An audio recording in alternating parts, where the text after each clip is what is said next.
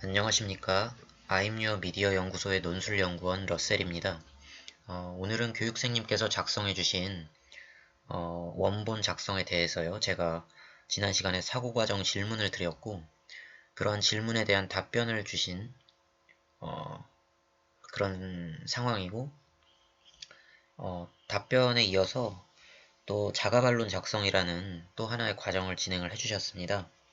예, 그러면은 이번 시간에는 원래는 그 자가반론 작성에 대한 피드백만 드리는 시간이죠.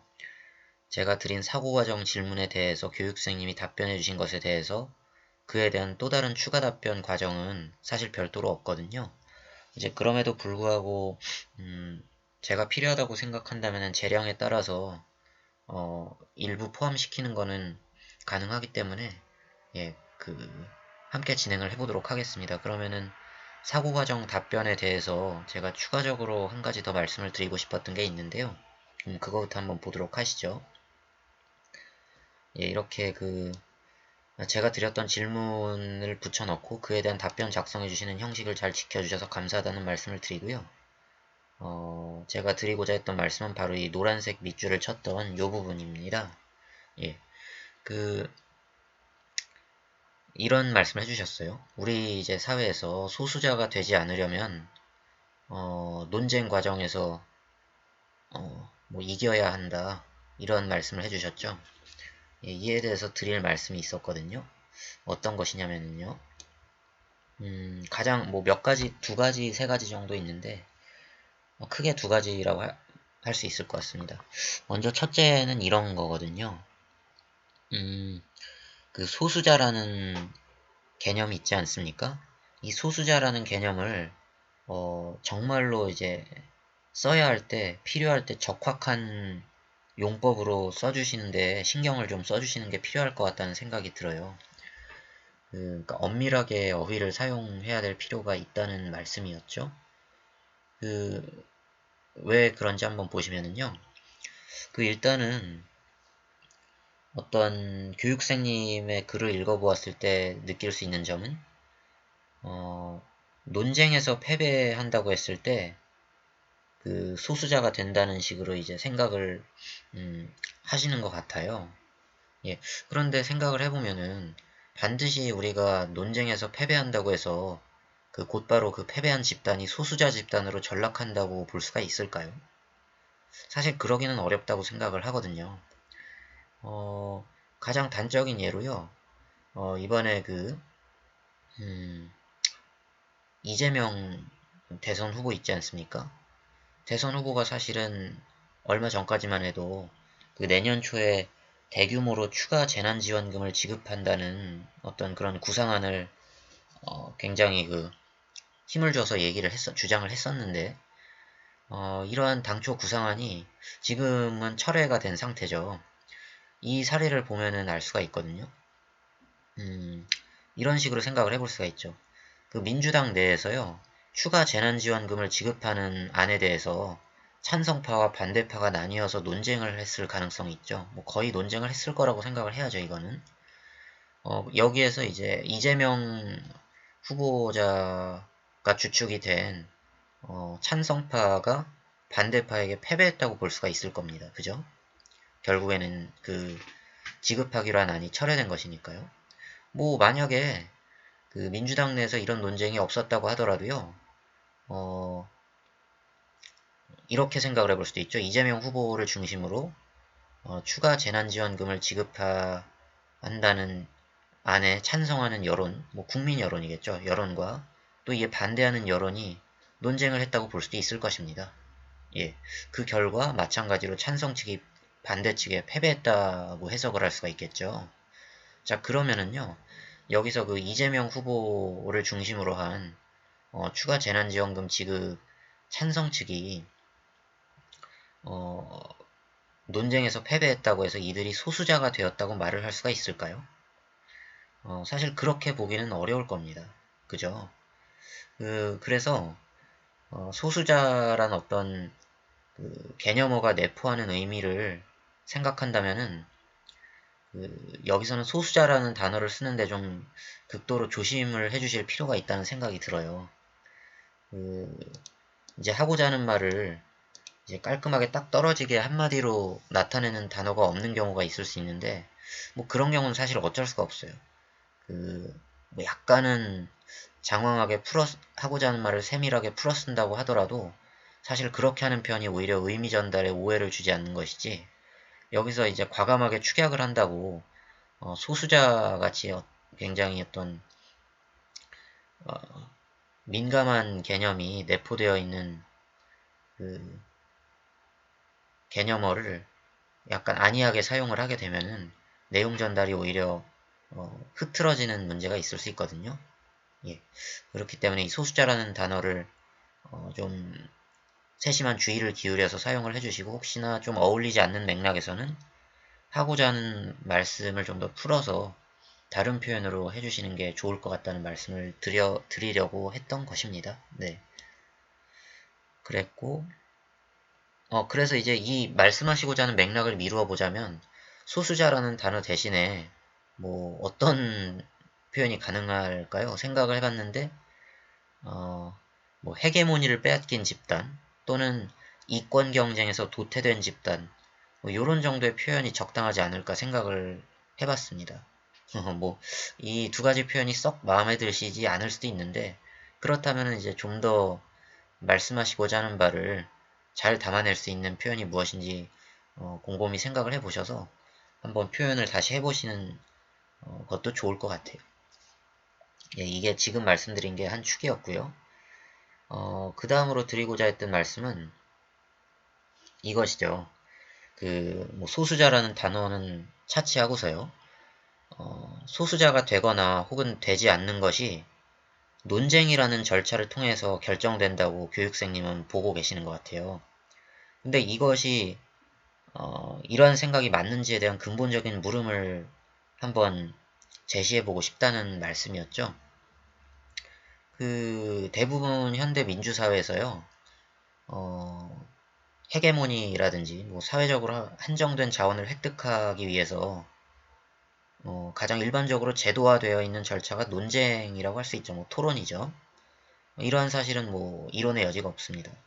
그리고 여기서 이 소수자라는 단어를 앞서 말씀드린 대로 정확하게 좀 더 어울리게 써서 뭐 헤게모니를 빼앗긴 집단이나 이권 경쟁에서 도태된 집단으로 이 소수자라는 단어를 대신해서요. 뭐 예를 들어 헤게모니를 빼앗긴 집단이 되지 않으려 지난한 논쟁을 이어가고 있기 때문, 뭐 이런 식으로 읽는다면은 사실 타당하고 충분히 이해가 될 만한 문장은 맞거든요. 그런데요, 그, 또 여전히 소수자라는 표현을 그대로 살려서 읽어보면은 이런 지적이 가능할 것 같아요. 첫째로, 정말로 논쟁에서 이기면 소수자가 되지 않는다고 단정할 수 있을까요? 그렇지 않은 경우가 훨씬 더 많다고 할 수가 있을 것 같은데, 대표적으로 우리 장애인분들을 예로 들 수가 있을 것 같아요. 뭐 사실 이 장애인분들이요, 지금 현재 기준으로 장애를 가지고 있지 않은 다른 사람들하고 동등한 어떤 삶을 영위할 정당한 권리가 있다는 점에 대해서는 뭐 현대를 살아가는 대부분의 문명인이자 시민인 사람들은 여기에 동의를 하죠. 예, 이를 부정할 사람은 거의 없을 거라고 생각을 해요. 근데 그렇게 동의를 한다고 해서 실제로 이 장애인 분들의 어떤 삶의 질이나 수준이 현재를 기준으로 장애를 가지고 있지 않은 분들에 준해서 충분히 잘 확보가 되고 있다고 얘기를 할 수가 있을까요? 그렇다고 얘기를 하기가 참 어렵다고 생각을 합니다. 실제로 이들이 장애인분들이 비장애인분들과 동등한 어떤 삶을 영위한 할 권리가 있다는 점에 대다수의 사람들이 동의를 함에도 불구하고 실제로 이 장애인분들이 소수자 지위에서 좀처럼 벗어나고 있지 못하다고 보아야 하겠죠. 좀 더 구체적으로 말씀드리면 어떤 게 있을까요? 관공서 같은데, 공공기관 같은 데를 중심으로요. 특히 장애인 분들에 대한 이제 고용을 비장애인들과 평등하게 하고자 이분들에 대한 어떤 고용 기회를 제공을 하는 경우도 있고요. 뭐 이들의 이동권을 보장하는 문제도 굉장히 대표적으로 많이 나오는 얘기잖아요. 계단에 경사로를 만들어서 휠체어가 오갈 때 편하게 한다거나 뭐 엘리베이터를 만든다거나 아니면 뭐 이동권하고는 직접 관련이 없지만 뭐 이것 또한 이제 삶에 굉장히 중요한 질을 결정한다고 할 수 있는 장애인 전용 화장실을 설치하거나요. 또는 요즘 뭐 생긴 지 한참 됐지만 장애인분들이 이제 탑승할 수 있는 지선버스나 간선버스 있지 않습니까? 공공버스들. 이런 서비스도 지금 제공을 하고 있죠. 이런 제도나 시설들이 점차 확대되고 있어요. 근데 그렇지만 현실적으로 이들이 비장애인들이 누릴 수 있는 삶의 수준에 준해서 어떤 그만큼의 자유를 획득했다고 보기에는 어렵죠. 예. 근데 이제 누군가는 이렇게 반론을 할 수가 있겠죠. 장애인 분들이 비장애인들의 준하는 자유를 누릴 수 없는 이유는 그분들이 이제 뭐, 그, 몸이 부자유한 장애인 분들에만 한정해서 얘기를 해보자면, 그 신체적인 제한을 가지고 있는 한 이분들이 이건 어느 정도 어쩔 수 없는 것이다. 불가피한 것이다. 라고 반론을 할 수가 있을 거예요. 지금 위에서 앞서 드렸던 얘기에 대해서요. 근데 지금 사실은 지금 말씀드렸던 부분은 신체적인 한계 때문에 생기는 불가피하게 제한되는 자유 그거에 대한 얘기가 아니고 그 이외의 나머지 부분에 대한 얘기거든요. 뭐 이런 것이죠. 예를 들면은 앞서 말씀드린 대로 지선버스나 간선버스에 장애인분들 탑승할 수 있게끔 하는 이제 그 뭐라 그러죠? 그 낮은 버스 있잖아요. 실제로 그 휠체어도 그 휠체어를 태우는 그 시설이 탑재되어 있는 버스요. 저상버스라고 하나요? 아마 그러죠. 예. 그런 버스가 그 시내를 많이 다니고 있음에도 불구하고 사실은 이게 어떤 뭐 안전 문제일 수도 있고 기술적인 한계일 수 있는데 이 장애인분 휠체어를 탄 장애인분 한 분을 이 저상버스에 올려서 태워드리기 위해서는 사실 상당한 시간이 걸리죠. 예. 그 기계가 굉장히 느리게 움직이는 걸 보신 분이 많이 교육생님께서 보신 적이 있었을 거라고 생각을 하거든요. 그래서 이런 점 때문에 사실은 그 장애인분들에 대한 뭐 이런 버스도 운영을 하고 있지만 사실 이 버스를 운영하려는 장애인분들의 어떤 입장에서는 굉장히 좀 곤란하다고 할 수 있죠. 설령 장애를 가지고 있지 않은 시민들이 그 이들이 이제 버스에 탑승하는 때 다소 적지 않은 시간이 걸린다는 것을 충분히 이해해 주신다고 하더라도 이 장애인 당사자의 마음이 사실은 불편할 수 있지 않겠습니까? 예, 뭐 말하자면 가시방석이고 눈치를 보아야 되거나 이런 경우를 쉽사리 생각을 해볼 수가 있을 것 같거든요. 그래서 그 사실은 그 자신들이 정당하게 누려도 될 권리라고 할 수 있는 그 버스 이용하는 것을 자제할 수가 있습니다. 충분히 원하는 만큼 원하는 때 이용하지 못하는 현실적인 문제가 생기게 되죠. 또는 이제 관공서에서 장애인 전용 화장실을 두는 경우요. 그 실제로 장애인 전용 화장실을 설치했다고 하더라도 만약에 그 관공서 자체 그 화장실 개수가 충분하지 않는 경우를 생각을 해볼 수가 있고요. 뭐 실제로 그런 경우가 굉장히 우리 주변에서는 흔히 찾아볼 수가 있죠. 이런 경우에는 화장실 개수가 충분히 하지 않은 경우에는 사실 실질적으로 비장애인 분들도 장애인 화장실을 그냥 편하게 이용할 수 있도록 운영되는 경우가 뭐 거의 절대 다수라고 할 수 있는데 이렇게 되면 어떻습니까? 그 앞서서 말씀드렸듯이 그 저상버스에서 장애인분들을 탑승할 수 있게끔 서비스를 제공하는 하지만 장애인분들이 실제로는 이 이용을 굉장히 자제하는 그런 문제가 생기는 것처럼 마찬가지 문제가 생길 수가 있다는 거예요. 그 잘 충분히 원하는 때 화장실을 이용하지 못하시는 장애인분들이 그런 문제가 생길 수가 있죠. 그 사실 이 장애인의 어떤 권익에 관한 문제는요, 어, 굉장히 역사적인 논쟁을 거쳐서 지금에 이르게 되었다고 할 수가 있는데, 지금 기준으로 보면 상당히 발전을 했고, 대부분 상당히 합리적으로 이분들의 처우를 최대한 배려하는 방향으로 그 논쟁의 방향이 흘러온 것이 사실이죠. 뭐 근데 그렇다고 함에도 여전히 장애인들이 사회적 소수자에서 벗어났다고 보기에는 어려운 것이 현실이죠.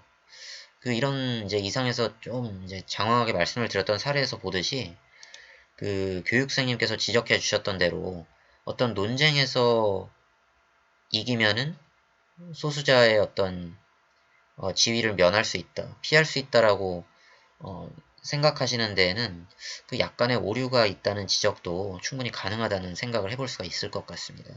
예, 이 점 한번 생각해 주시면 좋을 것 같고요. 그리고요.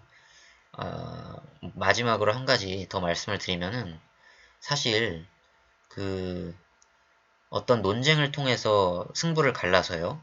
뭐 주류가 되느냐, 소수자, 비주류가 되느냐가 결정된다면은 그게 사실 그 정도만 되어도 굉장히 이상적인 사회라고 할 수가 있을 것 같아요.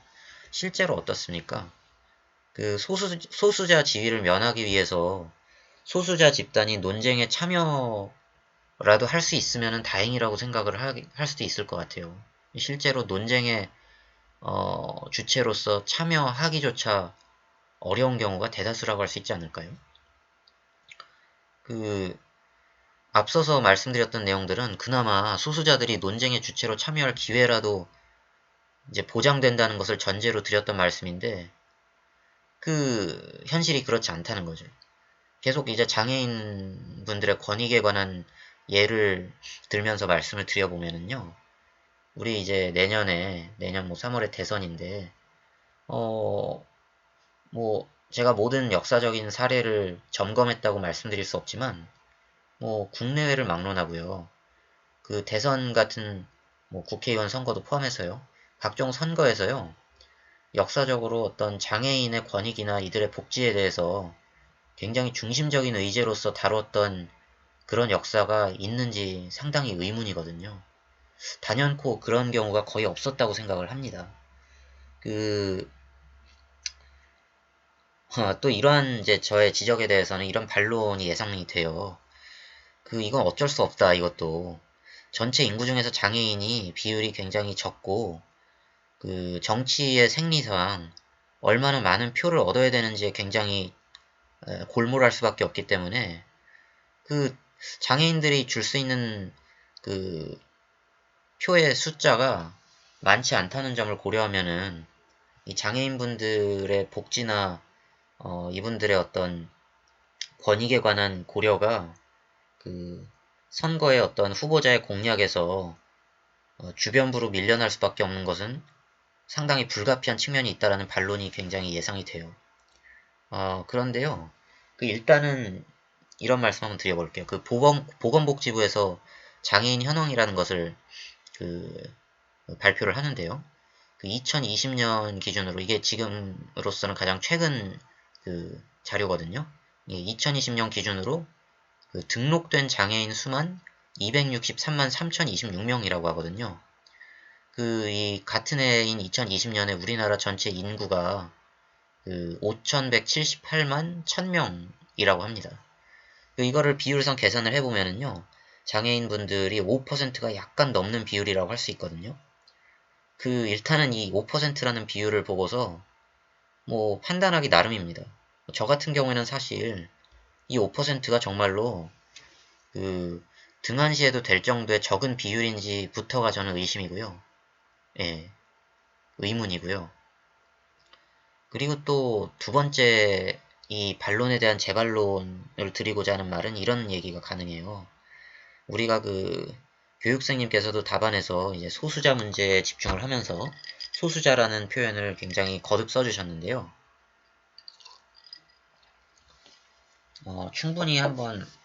충분히 알고 계실 거라고 생각을 합니다만 한 번 더 말씀을 드려보면은 소수자라는 개념을 구성하는 크게 두 가지의 속성이 있죠. 먼저 하나는 말 그대로의 소수자라는 말 그대로 말 맞다나 수적으로 적다라는 거죠. 네, 그게 한 가지 성질이고요. 소수자라는 개념의 한 가지 성질이고, 두 번째 성질은 그러니까 사실은 이 소수자라는 개념에서 이 수적으로 적다는 첫 번째 성질은 이 소수자의 본질적인 성질이라고 하기는 어렵습니다. 이 두 번째 성질이 좀 더 본질적이고 실질적인 성질이라고 할 수가 있는데요. 그 수적으로 적은 것 외에도 이런 의미가 있는 거죠. 어떤 이제 문화나 사회에서 그들 이 소수자 집단이 행사하는 영향력의 크기가 작다면은 이제 그러한 집단이나 사람을 소수자라고 하는 거잖아요. 사실은 여기에 바로 이 소수자라는 개념의 본질적인 속성이 있다고 할 수가 있어요. 그, 이들이 이제 주류 문화에서 벗어나 있다는 이 성질 말이죠. 역사를 보아도 사실 이런 소수자의 정의는, 소수자의 어떤 본질적인 속성은 바로 이들이 사회나 문화에 대해서 행사할 수 있는 영향력이 적고, 주류 사회에서 벗어나서 주변부에 머물러 있다는 요 두 번째 속성이 본질적이라는 것을 잘 알 수가 있는 게, 역사를 보면은 우리가 흑백 분리가 굉장히 심했던 미국을 포함해서요. 그, 예, 있지 않습니까? 그 나라들에서요, 실제로 보면은, 어, 소수자가 누구였죠? 흑인들이라고 할 수가 있죠. 뭐 흑인, 뭐 다른 유색인종도 있을 수 있습니다만 가장 흑백 분리에서는 흑인이 소수자인데 그 반대로 그 사회의 주류는 백인이라고 할 수가 있고요. 그 흑인들이요, 실제로 수적으로 적지가 않았습니다. 백인들보다 적지가 않았어요. 오히려 더 많은 경우도 심심찮게 관찰이 되거든요. 예, 그런 점에서 봤을 때 사실 그 소수자라는 개념의 성질 중에 첫 번째 성질인 수적으로 적다는 성질은 본질적인 성질이 아닐 뿐더러 오히려 그에 더해서 틀린 경우도 있다라는 점을 말씀을 드려야 될 것 같아요. 이상의 점을 이제 종합을 해서 생각을 한다면은 사실 그 어떻습니까? 그 정치권에서 어, 논쟁에서 지면은 소수자가 된다는 주장은 마치 소수자들이 그 수적으로 이제 적기 때문에 정치권의 외면을 받는다는 그런 식의 이제 주장을 할 수가 있는데 그렇지는 않다는 것이죠. 예. 수적으로 적기 때문에 외면을 받는다고 할 수는 없다는 게 이제 저의 요지이고요.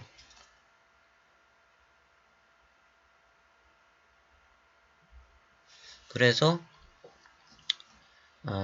예. 지금 말씀드렸던 포인트는 소수자가 어떤 논쟁이라도 할 수 있으면 다행이다. 어떤 정당한 논쟁의 테이블에 앉는 것조차 현실적으로 용납되지 않는 경우가 참 많다라는 라는 점을 한 번쯤 생각을 해볼 가치가 충분히 있다는 말씀을 드리고자 했던 것입니다. 예. 그래서 사실은 이들 소수자가 자기들의 의사를 표현하는 방식이요. 그 정당한 논쟁의 테이블에 앉아서 논쟁하는 것인 경우이기보다는 어떤 시위를 하거나 파업을 하거나 때로는 이제 뭐 이런 경우가 우리 사회에서는 많다고 할 수는 없겠습니다만 폭력을 쓴다거나 하는 어떤 굉장히 사회적인 갈등을 더 증폭시키는 방법으로밖에 자신들의 의사를 표현할 수 없는 이런 그 열악한 지위에 놓여 있는 경우가 많다는 점을 생각을 해봐야 될 것 같아요. 사실 이런 시위나 파업이나 폭력 같은 건 어떻습니까? 그 자체로 굉장히 사회적으로 비난을 받을 가능성이 높은 또 그런 방법이잖아요. 사실 이들이 자신의 주장을 사회적으로 정당화하는 게 그렇지 않아도 힘든데 이렇게 동원할 수 있는 그 수단도 굉장히 많지 않고 이렇게 사회적으로 비난을 받을 가능성이 높은 수단들이 주종을 이룬다는 점을 생각을 하면은 이들이 사회적으로 이해를 받거나 자신들의 어떤 그 필요를 관철시키는 점점 더 어려워지는 그런 문제가 있다고 할 수가 있겠습니다. 예, 이런 점을 좀 사려 깊게 생각을 해주시면 좋을 것 같고요. 하하, 예, 말이 길어지지만 그래도 좀 더 논의를 완결짓기 위해서 사례를 하나 더 들어드리면은 이렇게 이 소수자 특히 우리가 계속 장애인분들에 대한 그 예를 들게 되는데 벌써 이제 제가 피드백을 드리는 오늘만 하더라도요. 오늘이 이제 2021년 12월 3일인데요. 벌써 이제 5호선에서 장애인분들의 어떤 시위가 있었거든요.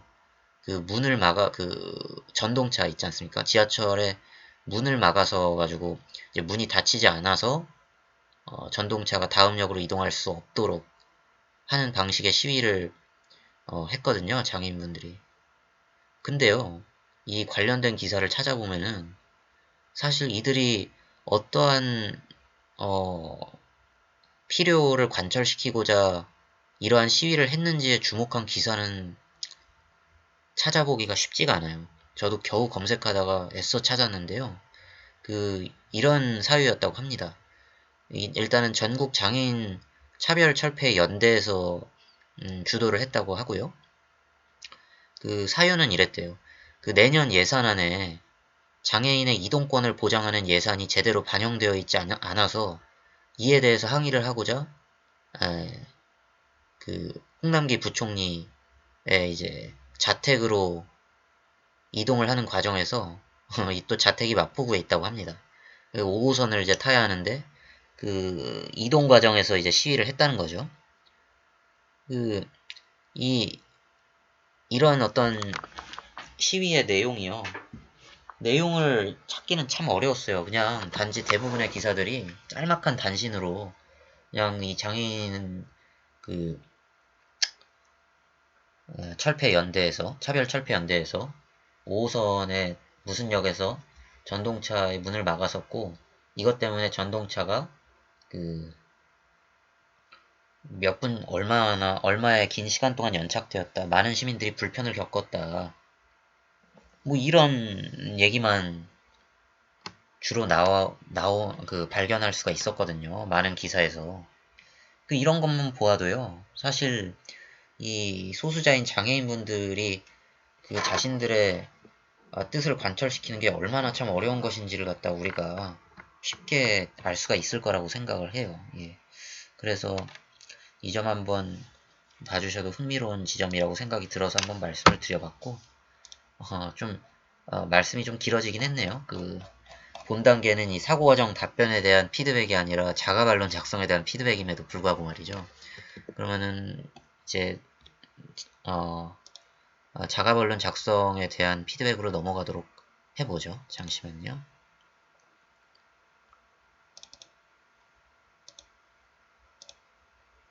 예, 화면이 바뀌었죠? 한번 보도록 하겠습니다. 예, 이거는 지금 원본 칸에다가 써주신 내용이긴 한데요. 뭐 바뀐 내용이거나 혹은 강조하고자 하는 내용이라서 밑줄을 쳐주신 것으로 생각을 하는데, 잘 아시겠지만 이제 많은 논술 시험에서는요, 이렇게 밑줄 긋는 등의 어떤 표식을 굉장히, 거의 하지 않는 게 좋습니다. 예. 아시죠? 잘. 실제 시험에서 이렇게 하면은 수험자가 자신의 신원을 식별하도록 하는 고유한 표시라고 해서 이게 실격 처리될 아주 위험이 크기 때문에 밑줄을 긋거나 무슨 그 이외에 특유의 표식을 붙이는 거는 굉장히 금기시해야 할 그런 것이라고 할 수가 있겠습니다. 예. 가볍게 한번 말씀을 드려보고요. 예, 그럼 자가 반론 작성으로 한번 들어가 보도록 하죠. 일단은 하나하나 세세하게 말씀드릴 거를 말씀드린 다음에 이제 마지막에 총평식으로 종합적으로 못다한 말씀을 드리는 순서로 진행을 해보도록 하겠습니다.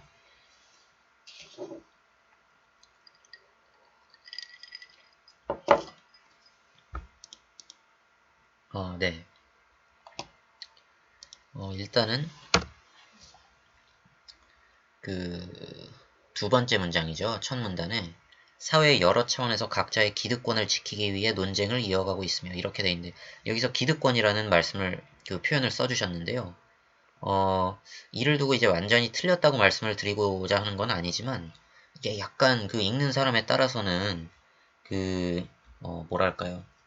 그러니까 말씀하시고자 하는 바를 충분히 다 담아내기에는 무리가 있는 어휘 선택이라고 생각을 할 분들도 있을 것 같아요. 보통 우리가 기득권이라 그러면은 어떤 것을 의미한다고 해야 할까요? 사회 주류 계층이 차지하고 있는 이권을 주로 기득권이라고 하지 않습니까? 예, 그 이 점을 잘 아실 거라고 생각을 했는데요. 그러기 때문에 교육생님께서 사실은 이제 말씀하시고자 했던 바를 미루어 짐작해서 어떤 새로운 제안을 하나 드린다면은요, 이 기득권이라는 표현을 뭐 이익이나 이권 같은 표현으로 어, 살짝 바꾸어서 써주시면 보다 맥락상 더 어울리지 않을까 하는 생각을 해보게 됐습니다. 뭐 사실 여기서 말씀하시고자 했던 바가 반드시 사회 주류 계층만이 차지하고 있는 어떤 이익만을 의도하셨다고 보기에는 어려울 것 같고, 각계각층에서 자기 나름대로 각자가 가지고 있는 어떤 현재의 이익을 다 포괄하는 의미로 말씀하시고자 했던 거라고 생각을 하거든요. 예, 그런 점에서 이제 기득권을 뭐 이익 정도로 바꿔주면은 좋겠네요. 예, 이권이라는 것도 약간 그 위화감이 있는 표현일 수 있으니까요. 이익 정도가 좀 적당한 단어 선택이라고 생각이 됩니다. 이 점 한번 참조를 해주시면 좋을 것 같고요. 네. 그리고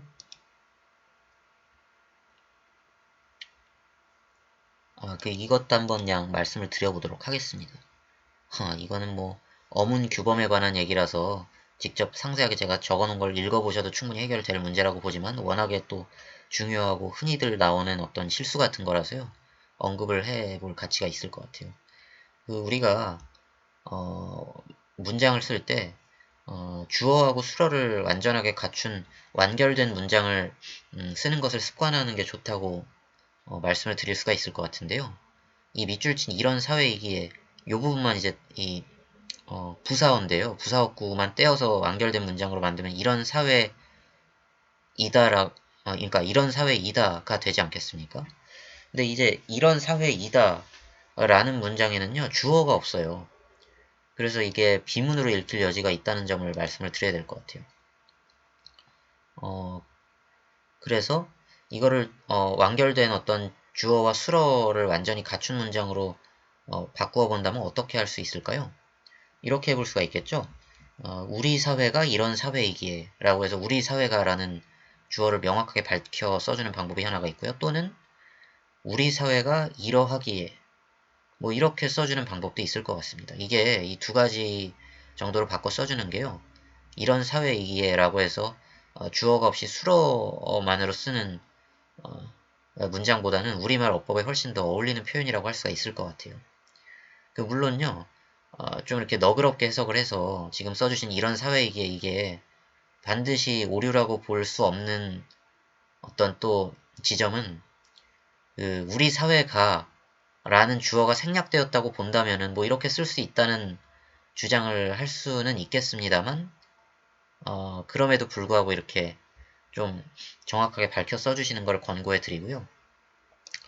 이런 오류가 사실은 주변에서 굉장히 흔히 찾아볼 수가 있다고 생각을 합니다. 예문을 하나 들면은요, 이런 것도 있을 수 있죠. 그런 사실에 놀랄 리 없는 나였다. 이런 문장 생각해 볼 수 있을 것 같아요. 이것도 마찬가지로 비문입니다. 특히 이제 문학, 뭐 시나 소설에서 뭐 시적 허용이라는 이런 개념에 따라서요. 이런 식의 비문이 남발되는 것을 쉽게 관찰할 수가 있고, 심지어는 신문기사나 전문적인 어떤 학술적인 글에서도 이런 식의 주술이 정확하게 갖추어져 있지 않은 비문이 적잖이 발견되는데요. 지금 드린 예문의 어떤 올바른 표현은 뭘까요? 이렇게 말씀을 드릴 수가 있겠죠. 나는 그런 사실에 놀랄 리 없었다. 또는 내가 그런 사실에 놀랄 리 없었다. 이렇게 써주는 것이 맞지, 그런 사실에 놀랄 리 없는 나였다. 이런 표현은 명백한 비문이라는 점을 일단 말씀을 드리고 넘어가도록 하겠습니다. 한번 눈여겨봐주시면 좋을 것 같고요. 그리고 두 번째 단락으로 넘어가면은요. 일단 첫 문장이요. 첫 문장이 제가 원본 작성이 지금 정확하게 기억은 나지 않습니다만, 이게 처음 써주신 표현 같아요. 한국 사회는 소수자에게 귀 기울이지 않는다. 표현이 굉장히 강렬하기 때문에 뭔가 수사적인 효과는 강하지만요. 듣기에 따라서는 너무 뭔가 보기에 따라서는 극단적으로 읽힐 여지가 좀 있어 보인다는 생각이 들어요. 물론 여기서도 교육생님께서 하고자 하는 말의 어떤 전체적인 방향성은 잘 이해를 하고 있거든요. 이제 그럼에도 불구하고 엄밀하게 말해서 약간 잘못된 약간 과장된 표현이라는 지적이 가능할 수도 있을 것 같아요. 소수자에게 귀 기울이지, 그러니까 한국 사회가 소수자에게 귀 기울이지 않는다라는 표현보다는요, 주어를 좀 더 한정을 해서요. 정치가 소수자에게 귀 기울이지 않는다라고 하거나 정치가 소수자에게 충분한 지원을 제공하지 않는다. 뭐 이런 정도로 절충을 해주는 게 주어를 제한해주는 게 보다 정확하고 어떤 반론을 선제적으로 차단하는 표현이 아닌가 싶어요. 이게 왜 이런 지적을 드리게 되냐면 예를 들면은 이제 지금 써주신 표현은 주어가 한국 사회라고 했는데 한국 사회 안에는요 당연히 장애인 권익을 대변하는 시민단체도 포함이 되고요. 각종 장애인 이익단체들이 포함이 되죠. 아까 앞서도 말씀드렸던 장애인 차별철폐연대 뭐 이런 데가 대표적이겠는데 이런 데가 한국 사회에 당연히 포함이 된다는 말씀입니다. 그런데 이들마저도 장애인에게 귀 기울이지 않는다고 보기에는 어렵지 않을까요? 그렇기 때문에 이렇게 굉장히 광범위한 주어를 써서 어떤 단정적인 표현을 해줄 때는 오류를 범할 가능성이 굉장히 높아집니다. 한국 사회 전체가 소수자에게 귀 기울이지 않는다고 보기는 어렵다는 말씀인 것이죠. 예, 한번 이 점 세심하게 봐주시면 좋을 것 같고요.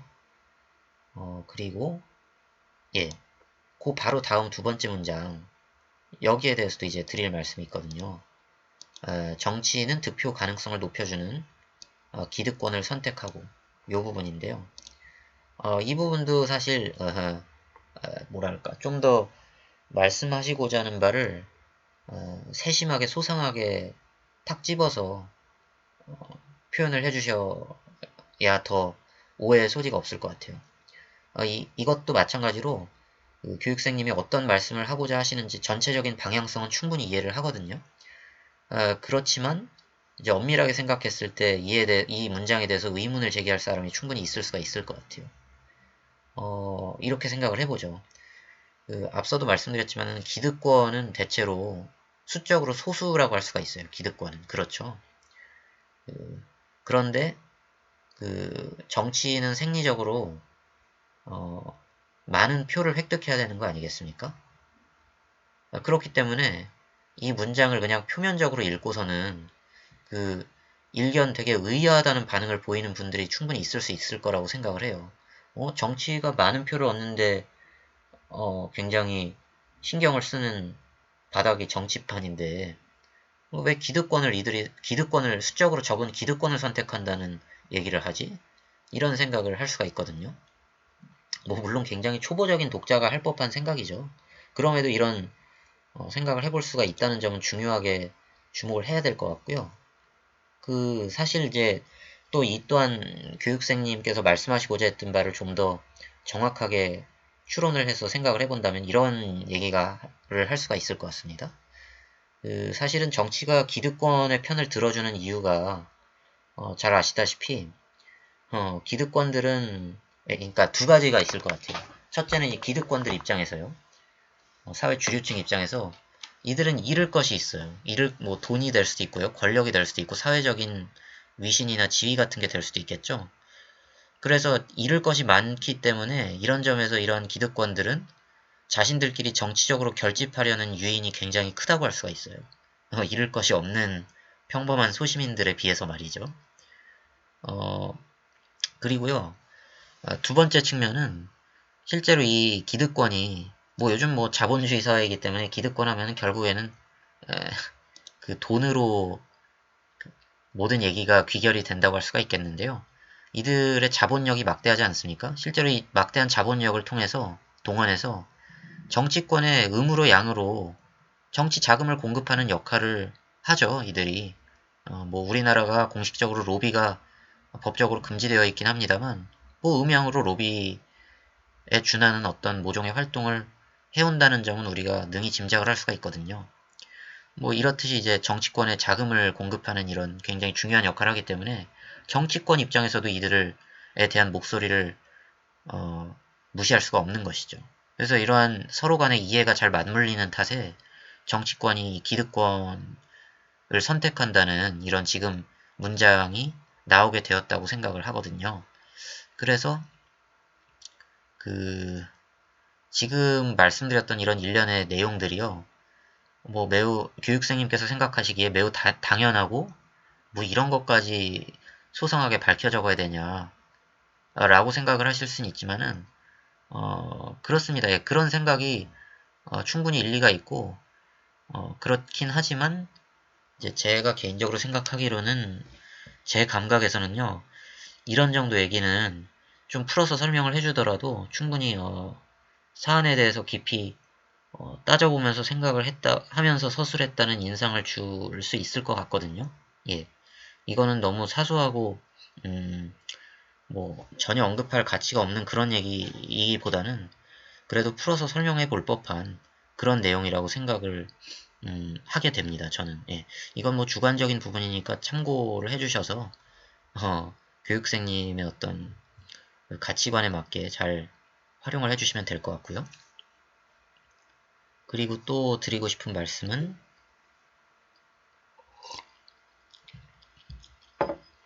예, 제 기득권에 대한 얘기죠. 실제로 우리 사회가 뭐 사회자본, 사회적 자본 이런 말씀 들어보셨죠?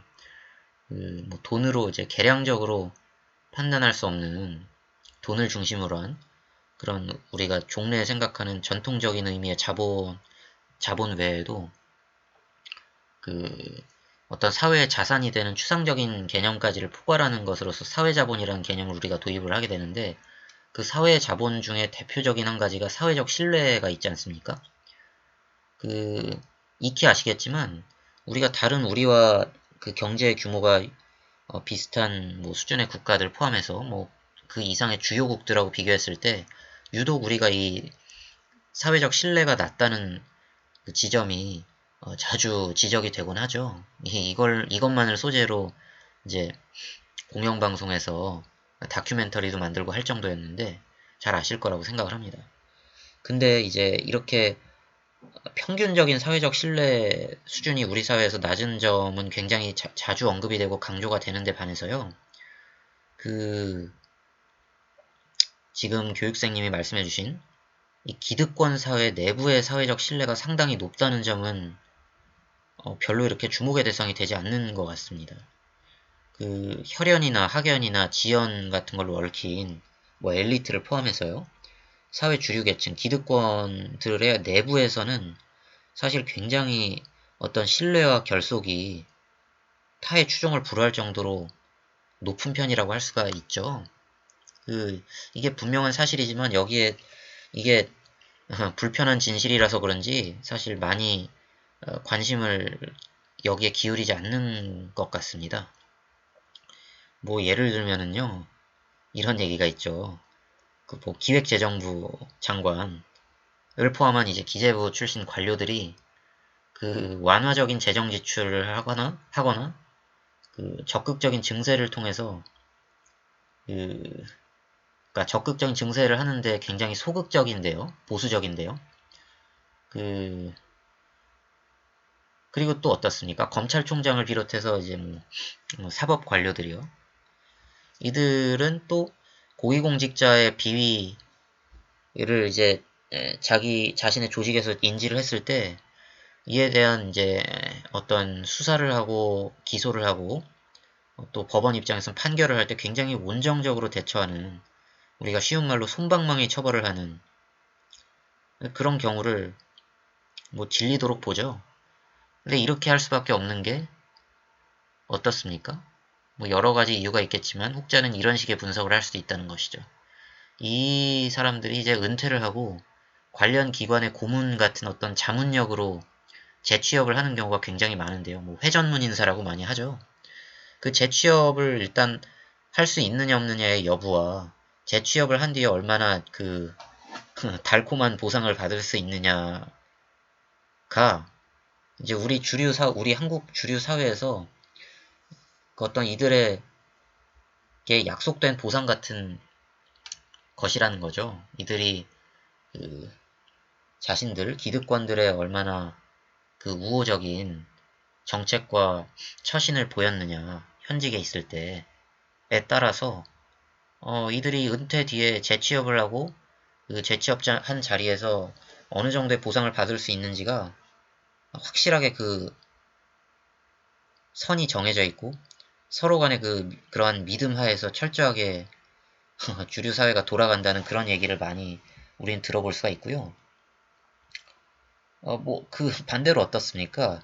기재부 관료가 예를 들면은 뭐 서민을 위한 경제 정책을 막 적극적으로 펴거나 그러니까 확대 재정 정책을 막 펼치거나 아니면은 이제 증세를 막 하는 거죠. 뭐 법인세 이런 걸 막 올리거나 하면은 뭐 물론 이렇게 하도록 가만히 놔둘 리가 없지만 뭐 그렇게 한다고 치고 또 고위층에 대해서 어떤 검찰 같은 데서 원칙적으로 수사하고 법원에서 원칙적으로 판결을 막 하게 되면은 이들은 이제 은퇴 후에 재취업을 기대를 할 수가 없죠. 그 시쳇말로 국물도 없게 되는 그런 상황이 펼쳐지게 되고 그 철저하게 주류 사회에서 팽당하게 된다는 그런 어떤 확실한 가이드라인이나 믿음이 그 기득권 사회 내부에는 또 철저하게 작동을 하면서 그 기득권 사회 내부의 결속과 어떤 사회적 신뢰는 굉장히 또 사회적인 평균 신뢰 수준이 낮은 데 비해서 굉장히 높은 그런 상황이라는 점을 우리가 생각을 해볼 수가 있을 것 같습니다. 이런 점 생각을 한번 해보면 흥미롭다는 생각이 들고요. 그리고 이 부분 한번 보시죠. 이러한 정책으로 인해 기득권의 반발은 더 심해지고 여론이 호응하는 정치로 인해 소수자는 공론장에서 한 번 더 배제된다.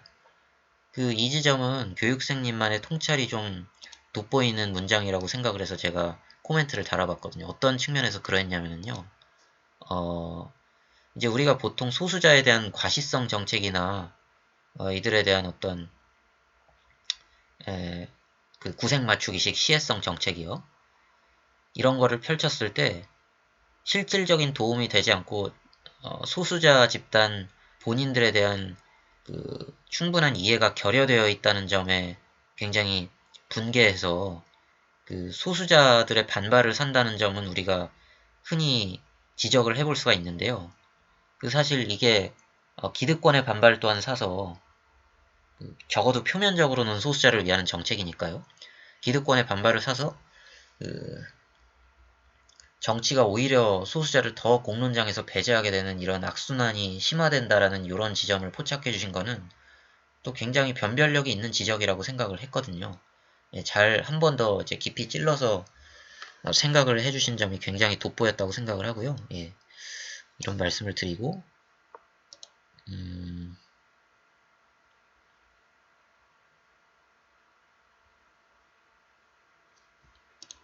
제가 뭘 하나 더 적었는데 잠시만요.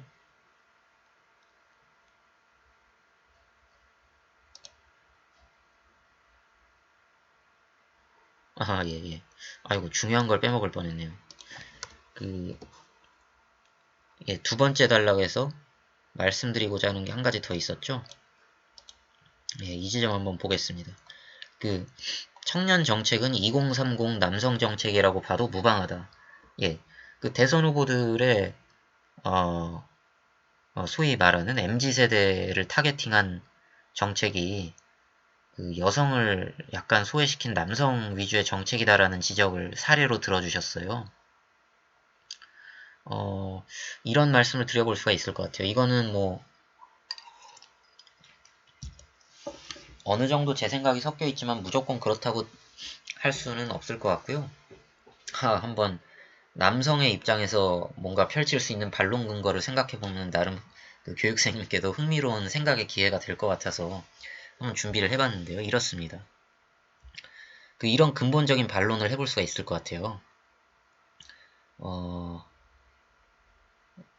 반론의 요지는 이런 거죠. 이렇게 청년 정책이 만약에 2030 남성을 주로 수혜 대상으로 설계한 정책이라는 점 자체도 일단 검증이 필요하지만 그렇다고 하더라도요. 이게 이렇게 남성을 중심으로 청년 정책을 설계한 이유가 2030 세대의 남성을 소수자라고 생각해서 청년 정책 초점을 2030 남성들에게 맞추었다.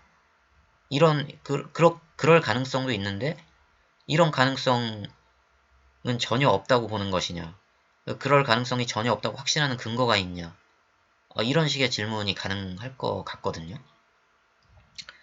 제가 가지고 있는 생각을 살짝 말씀을 드리면은, 물론 저도 2030 남성이 소수자라고까지 급진적으로 주장하고 싶은 생각은 없고 실제로 그렇게 생각하지 않지만, 이런 말씀은 확실하게 드릴 수가 있을 것 같아요. 적어도요, 뭐 이것도 이미 제 머리에서만 나온 생각은 아니고 그 많이 나온 얘기죠. 예. 적어도 우리 아버지 세대 있지 않습니까? 아버지 세대까지 포함되는 기성세대 남성들은요, 그 이제 당대에는 확실히 여성을 사회적인 어떤 약자로 만들게 되었었죠. 그러면서 이제 자신들, 기득권 남성 자신들이 누릴 기득권은 많이 누렸죠. 네. 근데 이제 문제는 그 당시에 여성들이 어떤 억압되고 억눌리고 뭐 손해를 보고 피해를 보았던 문제를 지금 세대인 2030 남성들에게 지게 만든다는 아주 치명적인 논리적 약점이 있다는 거죠. 아니 자신들은 누리고자 하는 기득권을 충분히 다 누린 채로 본인들 세대에서 여성들한테 충분히 제공하지 못했던 보상을 우리 2030 남성들이 2030 여성들에게 대신 보상하도록 하는 이 상황이잖아요. 그럼으로써 자신들의 과오를 만회하려는 건데 이게 정말 그 말 그대로 후한무치한 술수라고 생각을 할 수도 있다고 생각을 해요.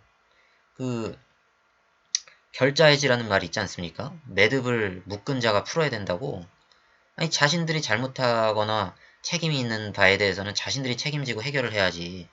왜 후대의 남성들이 어떤 하지도 않은 잘못에 대한 보상을 해야 되는지 의문스럽다는 지적이 가능할 것 같고요. 그리고 또 이게 문제가요. 2030 남성들이 잘못하지 않은 것에 대한 보상을 하는 게 첫째 문제고요. 둘째 문제는 그 보상의 대상이 2030 여성이라는 점도 문제라는 거예요. 아니 실제로 손해를 본 사람은 마찬가지로 기성세대 여성들이지 않습니까? 2030 남성들이 보상하도록 하는 것도 부조리한 일인데 그 보상의 대상이 기성세대 여성이 아닌 2030 여성들이라는 점도 참 이해할 수가 없는 지점이라는 거죠. 예. 이런 점을 지적을 해볼 수가 있을 것 같고요. 예, 이러한 등의 어떤 반론에 대해서 충분히 근거를 가지고 있으실 수 있어요. 그런 반론에 대한 재반론의 근거를 마련해 두셨다면은, 그런 거를 좀 충분히 여기에서는 제시해 주실 필요가 있지 않았나 생각을 해요. 왜냐하면, 지금 젠더 갈등이라는 건 굉장히 사회적으로 논란의 대상이 되고 있고, 누구도 어떤 일방도 상대방을 완전하게 설득하는데 지금 성공하고 있지 못하기 때문에 사실 청년정책이 2030 남성을 주된 수혜 대상으로 설계한 정책이라고 말씀하시는 게 모두의 동의를 얻기는 상당히 어렵다고 보이거든요. 그렇기 때문에 이렇게 생각한 근거 그리고 이러한 주장에 대해서 제가 지금 드렸던 이런 어떤 예상되는 반론에 대한 충분한 재반론 근거를 세심하게 제시해 주시는 게 이런 논란의 소지가 큰 사례를 들 때는 굉장히 중요해요. 따라서 반대로 말씀을 드리면은 그렇게 이제 뒷받침할 만한 여유가 충분하지 않은 경우에는 이렇게 논란의 소지가 다분한 사례는 근거로 제시하지 않는 것이 훨씬 더 지혜로운 경우가 많다고 할 수도 있을 것 같습니다. 이렇게 충분한 근거를 제시하지 않은 채로 논란의 소지가 있는 바에 대해서 일방적으로 어떤 자기의 생각을 밝혀서 서술하게 되면은요, 어떤 굉장히 복잡한 사안에 대해서 충분히 따져보지 않고 섣부르게 감정적으로 접근할 줄만 안다. 그런 식의 어떤 오해 아닌 오해를 사기가 쉬우니까 이런 점은 좀 약간 세심하게 신경을 써주시는 게 좋을 것 같습니다. 예, 이런 말씀을 드려보고요. 예, 아마 그 다음 달락으로 넘어가야 될 것 같은데요.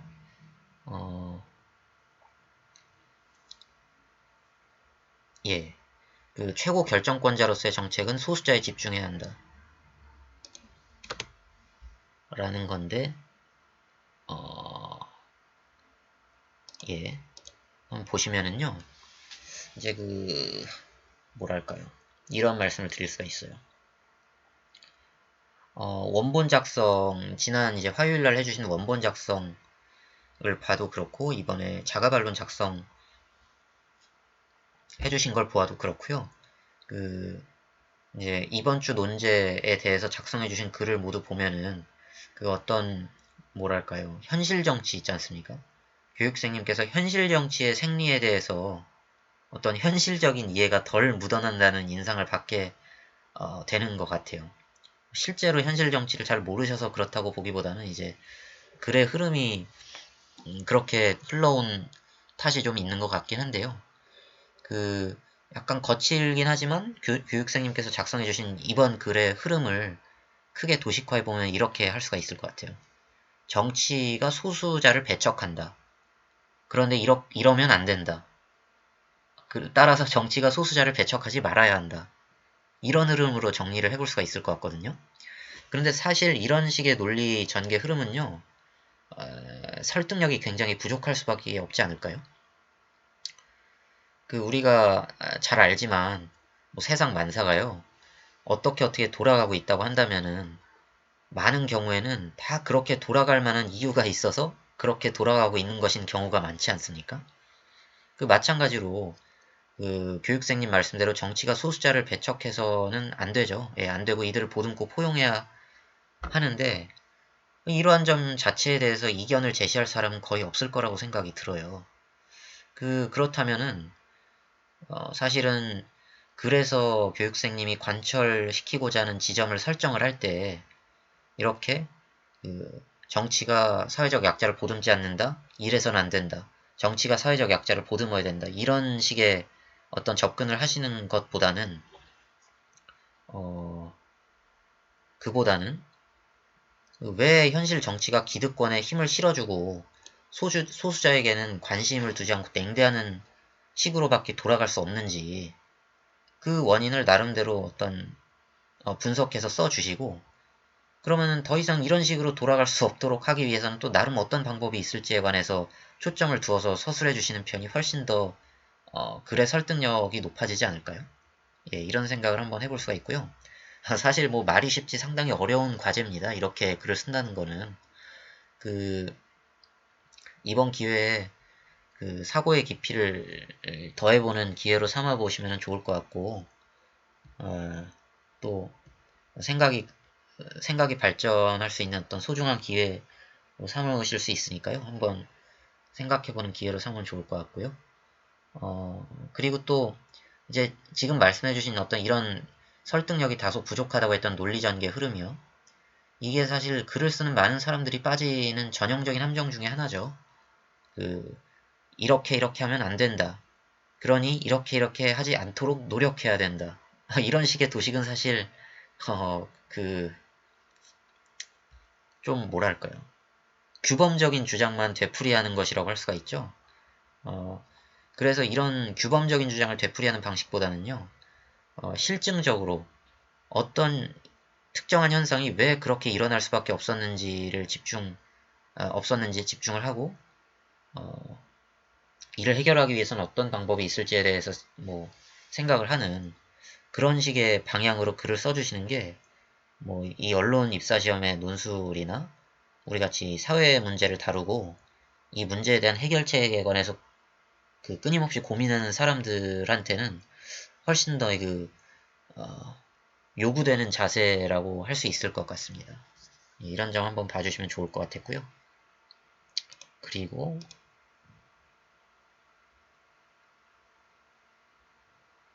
예. 요 부분도 한번 말씀드리면 이 사실 문장을 읽고서 사실 말하고자 하는 바가 이해가 잘 되지 않는 경우가 좀처럼 없는 경우인데 요 문장은 약간 독해가 쉽지가 않았어요. 예. 지금도 온전히 교육생님이 전달하고자 했던 뜻이 어떤 것인지가 사실 불분명하게 느껴지는데요. 한번 읽어보면 이래요. 소수자로서 살아가더라도 사회 진출에 문제가 없다면, 공론장에서 목소리를 낼 수 있다면, 대한민국을 갈라놓은 극심한 사회적 갈등은 낭비에 불과한 것이 된다. 이렇게 말씀해 주셨잖아요.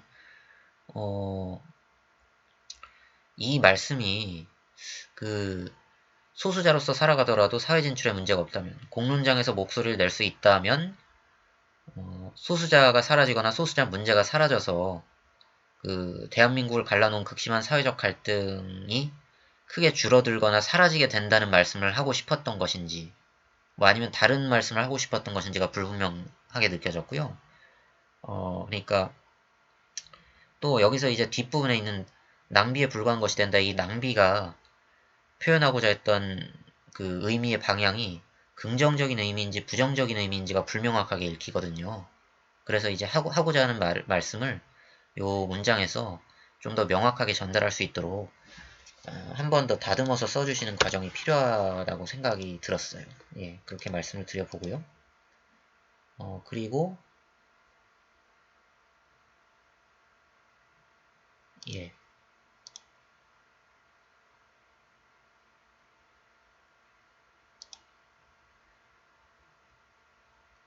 예, 이제 주로 디테일하게 말씀드릴 부분은 오늘 다 말씀을 드렸고요.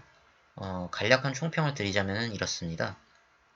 그 원본 작성하고 견주어 보았을 때 그래서 느껴지는 구체성이 약간 상승을 했다고 생각을 합니다. 예. 대표적으로 두 번째 단락에서 뭐 물론 그 논란의 여지가 있다는 지적은 차치하고서라도 그 대선 후보들의 청년 정책이 2030 남성 정책이라고 지적해 주셨던 어떤 이 사례가 사례를 새로 포함시켜 주신 점, 뭐 이런 게 대표적으로 그렇게 느껴졌는데요. 예, 구체성이 원본 작성에 비해서는 올라갔다고 생각을 하고요.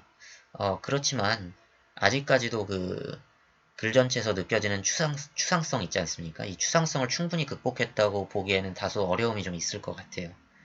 어, 특히 세 번째 문단에서는 뭐 꼭 사례가 하나도 나오지 않았다는 점을 지적하려는 건 아니지만 여전히 이제 문단에서 말씀하시고자 하는 바의 추상성이 굉장히 높아서 좀 뭐랄까요, 내용이 이렇게 겉돈다고 느껴질까요? 붕 뜬다고 느껴질까요? 진다고 할까요? 그런 감이 있었고요. 그래서 이런 어떤 글을 구체적으로 쓰기 위해서 노력해 주시는 점을 초점을 맞춰서 앞으로 당분간 신경을 써주시면은 어, 크게 향상이 될 거라고 생각을 하고, 어, 이렇게 글이 이제 구체성이 좀 부족한 경우에는 뭐 말씀드렸다시피 가장 직접적이게는 어, 전달하고자 하는 어떤 이론적이고 추상적인 내용에 딱 부합될 만한 시사 사례를 제시하는 것이겠죠. 그러기 위해서는 어, 신문 기사를 꾸준히 탐독하는 것만큼 가성비 있는 방법이 없는 것 같아요.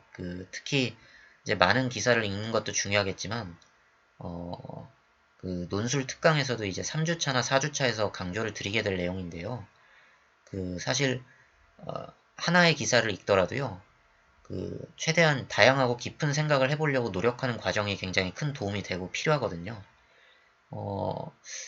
어떤 기사를 읽을 때 이 기사에서 이제 읽는 내용이 내가 기존에 알고 있던 어떤 지식하고 연결해서 생각해 볼 수 있는 지점은 없나? 뭐라고 생각을 해볼 수도 있을 것이고요. 혹은 다른 관련된 어떤 이슈에 접목해서, 그러니까 어떤 논제가 나왔을 때 이 사례를 어떤 맥락에서 접목해서 써보면 좋을까? 뭐 이런 식의 생각도 굉장히 효과적일 거라고 생각을 하거든요.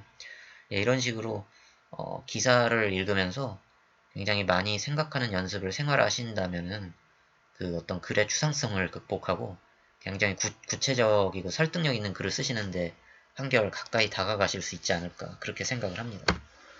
오늘 저도 굉장히 어, 해본 적이 없이 긴 시간 동안 피드백을 드린 것 같은 느낌이 지금 드는데 러닝타임 한번 볼까요? 이거 1시간이 넘었네요. 예. 예, 필요한 내용은 다뤄야 되니까요. 힘이 닿는 한은 이렇게 할 수 있도록 하겠습니다. 예, 잘 작성을 해주셨고, 최종 작성본 단계가 남았죠? 이제 작성을 해주시면 될 것 같고, 최종 작성본의 의미는 이런 것이죠. 이번 주 논제, 자가반론 작성에 대해서 제가 오늘 지금 드린 피드백까지를 다 반영을 하고, 이 피드백에서 새로 생각나게 된 영감이나 어떤 개선할 점, 교육생님 스스로 깨달은 점까지를 전부 다 포함해서요. 만약에 어떤 내가 지원하는 언론사에서 논술 시험으로 이번 주와 같은 이런 논제가 나온다면 지금의 내 실력으로 쓸 수 있는 최대한의 모범 답안을 쓰겠다라는 그 모범 답안의 의미로 최종 작성본을 써주시면 됩니다. 모범 답안이라는 생각을 가지고요. 그렇게 작성해 주시면 될 것 같고요. 예. 그러면은 오늘은 이쯤으로 마무리를 하도록 하겠습니다. 예. 장시간 고생하셨습니다.